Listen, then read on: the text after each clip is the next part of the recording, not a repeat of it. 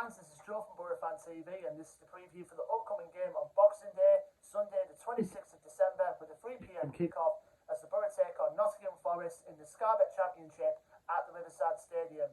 Well, first of all, Boro fans, may I say a very Merry Christmas to you all, and it's been looking good. I mean, it's looking good so far, not only in terms of the Christmas period, but Boro's form overall. I mean, the last game out with a 1-0 win over Bournemouth was obviously well needed. It was a good result against a side who are currently fighting for automatic promotion. And we did well. I mean, first half, in my opinion, was a little flat. I mean, Bournemouth did have their chances, particularly Dominic Solanke in the midway point in the first half, which went wide, which luckily for us.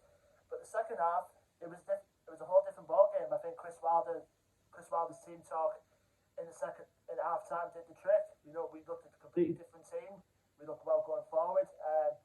Andros Barra took a chance. Obviously, it was saved by Mark Travis, but the warning signs were there. There were a couple of good chances before eventually we got a penalty, which I thought, from my point of view, from where I stood in the south stand, was obviously, I thought it was literally outside the box. But when I looked at overall, Isaiah Jones went down under Jaden Anthony's challenge, and the push took place inside the box.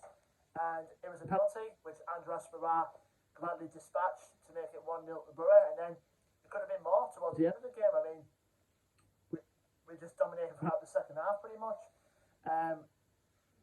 There was a couple of good chances in there, more notably Tav had a good chance towards the end of the game to end it, which obviously he should have took it, and then I think Onel Hernandez got one disallowed for offside. I think I was one of the first ones in the ground to actually notice the referee's offside flag before he started it in, so there was a good chance, to make the game safe and sound, but eventually we got the 3 points. We're currently 9th in the championship going into this fixture on Boxing Day, which hopefully will go ahead, of course. We're just 2 points away from the playoffs, so hopefully, by come the end of this year, we'll hopefully find ourselves in the top 6, but there's still a lot of good teams that are still up there that are looking to pounce to get into the top 6, so we have to try as hard as we can to get ourselves up there against the teams that are currently in form at the moment, which complies to the team we're currently playing against.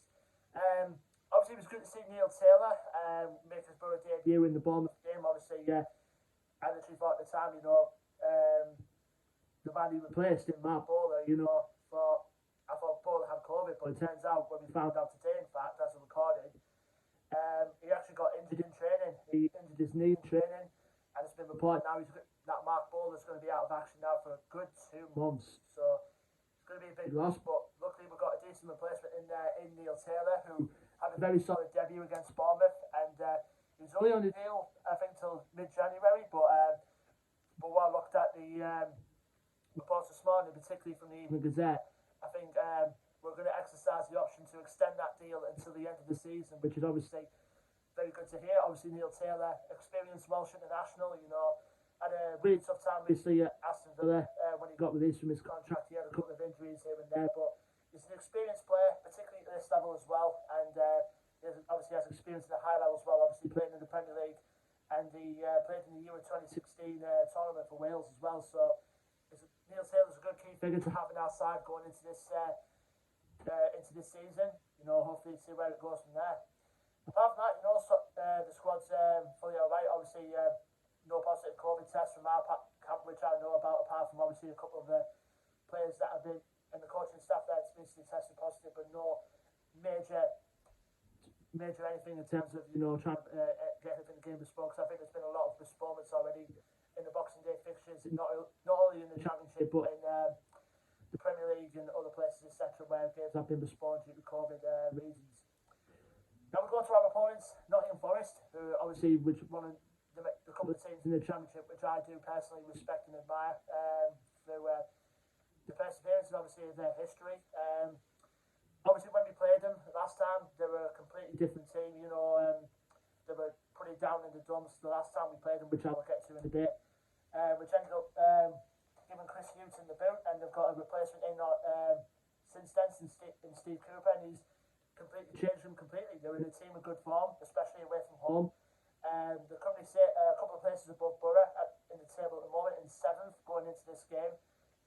The record going into this game is played 23, won 9, drawn 7 and lost 7. Last game out for them was a 2-1 win at home against Hull City. But like I said, Steve Cooper, you know, really decent manager at this level. Obviously, he did well at Swansea, and it looks like he's completely turning Forest's fortunes around. I mean, I think their last loss came all the way back in October. They're currently unbeaten in the last 9 games. I think it was about 4 wins and 5 draws. I think it was, but I think without a decent form away from home, I think when the last time away game they had against Swansea, they completely dominated them. And like I said, they look a different team for Forest, and that's why they're one of the teams outside of Boro that I do respect in the Championship.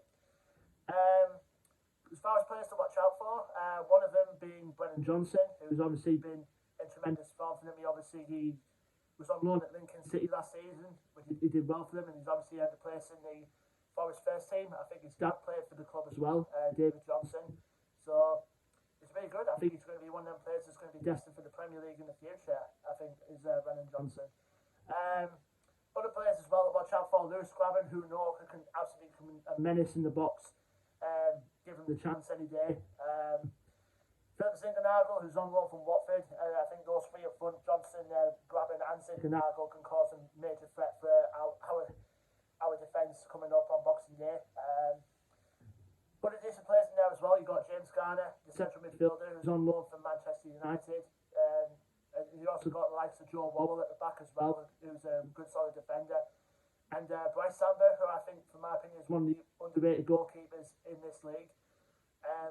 Obviously, to mention as well, they've got Jed Spence there as well, who's currently on loan from us. But I think he'll be ineligible to play against us in the game, unfortunately.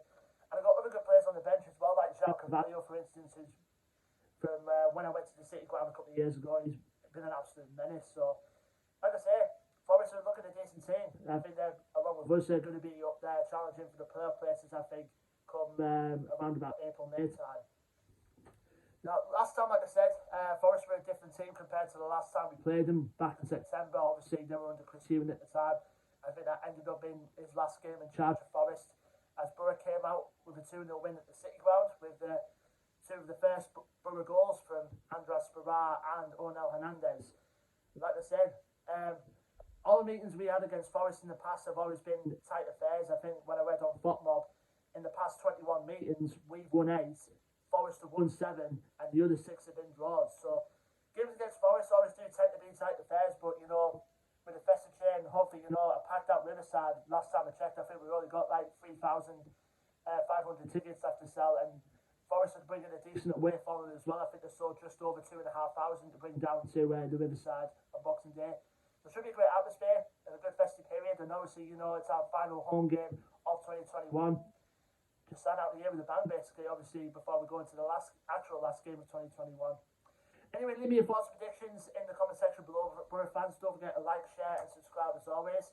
Until then, I've been Joe from Boro Fan TV. I hope you have a very, very safe Christmas, and I will see you on the next preview video, which will be, hopefully, for the game on the 29th of December, as Boro sign off 2021 with a trip to Bloomfield Road to face Blackpool. Until then, take care, stay safe, and have a good Christmas.